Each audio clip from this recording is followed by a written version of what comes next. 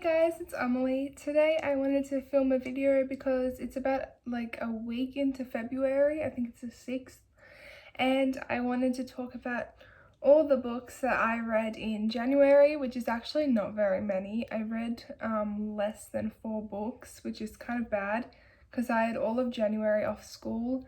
So I really wanted to use the time to read, and I really felt like I did spend a lot of time reading, and somehow I have only read less than 4 books. So I'll get into the books I read.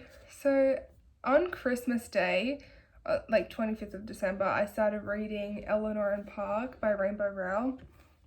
But I was really slow reading this book, so I did read like at least like half to a third of it at the beginning of January. And yeah, so I might give like a short synopsis and then say what I liked, disliked, what I thought about the book.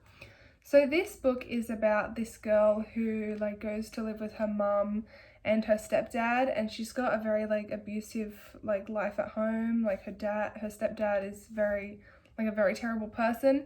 So she meets like a guy, and then he sort of like makes her life a little better, and in the end something really sad happens, which I won't spoil, but if you have read this book, you will know what I mean. And I was literally like so upset with the end of this book, but I like definitely recommend it.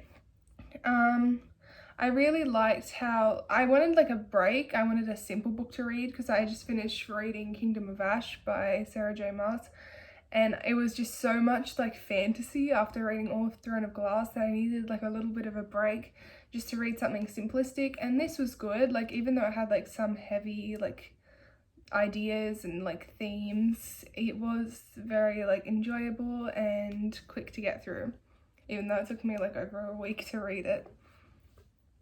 When I finished reading that, I moved on to Six of Crows by Leigh Bardugo.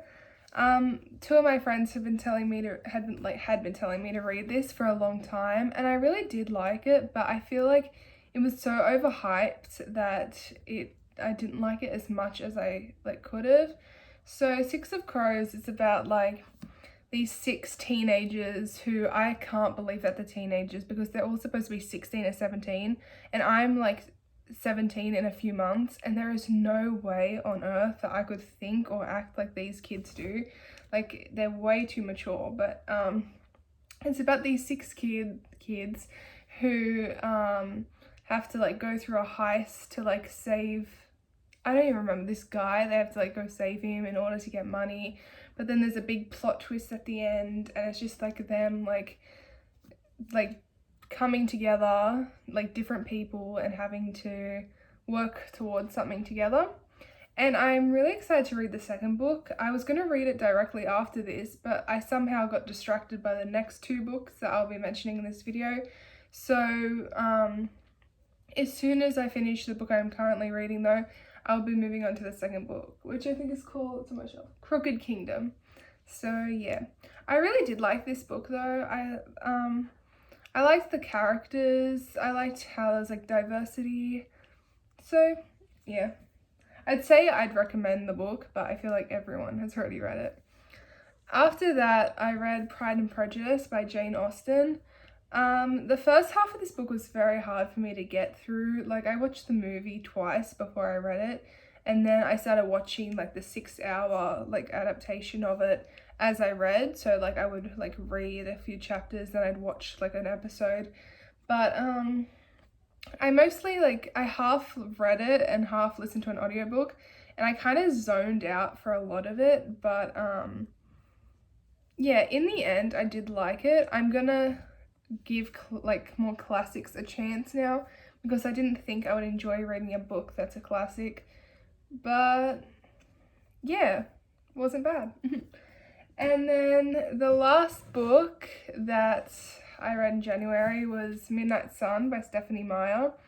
I only read about half, and now I'm towards the end. Like I only have a small portion left, but that's only because I've been reading it this week and it's like February now, so I can't say I finished it in January.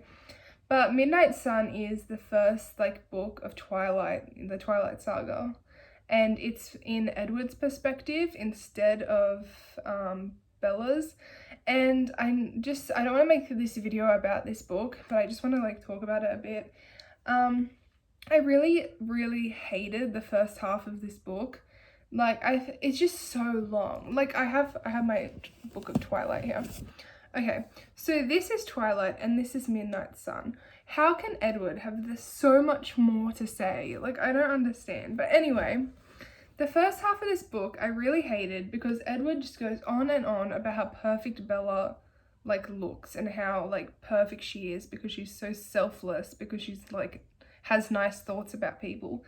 And I actually like, it was really hard for me to get through it. As someone who like Twilight was like their whole childhood and they loved Twilight, like I could barely get through the first half of this book.